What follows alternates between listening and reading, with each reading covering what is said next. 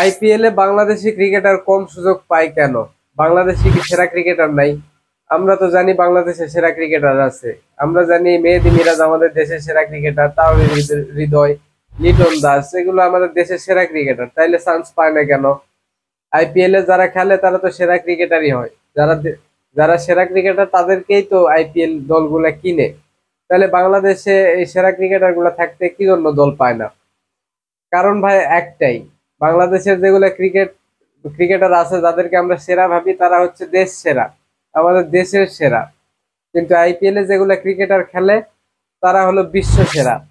বাংলাদেশের ক্রিকেটার দেশ সেরা হইতে পারবে কিন্তু বিশ্ব সেরা হইতে পারবে না। বাংলাদেশের ক্রিকেটার এখন ধরেন বিশ্ব সেরা ক্রিকেটার কিভাবে হবে? বিশ্ব সেরা ক্রিকেটার হওয়ার জন্য ভাই ম্যাচ উইনার হতে হবে। একা হাতে একটা ম্যাচকে ঘোরানোর ক্ষমতা থাকতে হবে, যেই ক্ষমতা বাংলাদেশের কোনো প্লেয়ারের এখন পর্যন্ত হয়নি, সামনে হবেও না। ধরেন মেহেদী মিরাজ বর্তমানে আমাদের দেশের সবচেয়ে জনপ্রিয় ক্রিকেটার এবং তাকে আমরা ভাবি সবচেয়ে সফল এবং সবচেয়ে সেরা ক্রিকেটার বাংলাদেশের, এইটা ভাবি।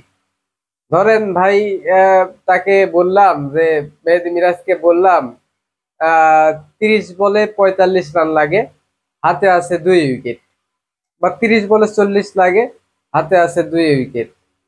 বুকে হাত দিয়ে বলতে পারবেন না ওই ক্রিকেটার ম্যাচটা আপনাকে জিতাবে? জিতাবে তখন যখন দেখবেন 50 বলে 30 25 এরকম রান লাগে, হাতে 2 উইকেট, মেহেদী মিরাজ জিতাবে তখন।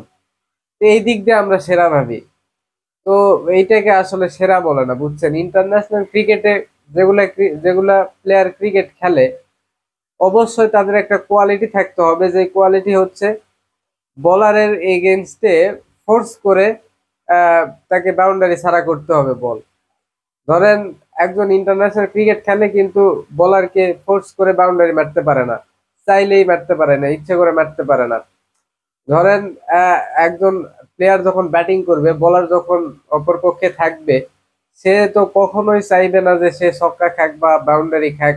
সে তো অবশ্যই ব্যাটসম্যান যেই জায়গায় দুর্বল সেই জায়গায় প্ল্যান করবে বল করার, যাতে সে মারতে না পারে। তো ব্যাটসম্যানেরও সেইভাবে নিজেকে ইম্প্রোভাইজ করতে হবে এবং বুঝতে হবে যে আমাকে তো আমার জোনে বল দিবে না, আমাকে আমার হিট করার ক্ষমতা থাকতে হবে। যত ভালো বলই আসুক, আমার হিট করার ক্ষমতা থাকতে হবে। তো এরকম কোয়ালিটি যখন থাকবে তখন তারা বিশ্ব সেরা ক্রিকেটার হবে এবং আইপিএল দলগুলাতে চান্স পাবে। তো মেহেদী মিরাজ, এই যে অনেকের মনে হয় যে এত ভালো খেলে, ইন্ডিয়ার সাথে ওই যে ওডিআইতে একটা ম্যাচ জিতিয়েছিল ইয়াকে নিয়ে, ওই যে মুস্তাফিজকে নিয়ে 50 রানের পার্টনারশিপ করে।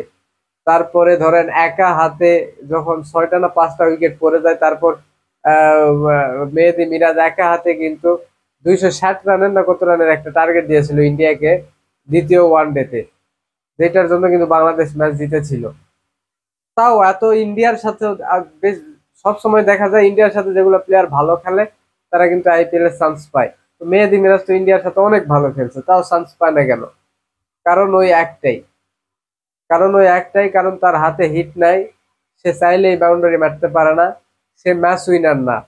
সে যে বাংলাদেশের হয়ে যে ম্যাচগুলো উইন করে, সেই ম্যাচগুলো আইপিএল এর মতো টুর্নামেন্টে ওই রকম ভাবে ম্যাচ উইন করার মানে পরিস্থিতি, সার্কামস্ট্যান্সেস আসবে না। ঠিক আছে, এই হয়েছে অবস্থা, যার জন্য বাংলাদেশি ক্রিকেটার আইপিএল এ চান্স পায় না, সুযোগ পায় কম। মানে আমাদের দেশের ক্রিকেটাররা দেশ সেরা হলেও বিশ্ব সেরা এখনো হয়নি, এবং আমাদের দেশে ম্যাচ উইনার কম। একা হাতে একটা ম্যাচ জিতাবে এরকম প্লেয়ার নাই, এই জন্য আসলে মূলত আইপিএল এর চান্স পায় না।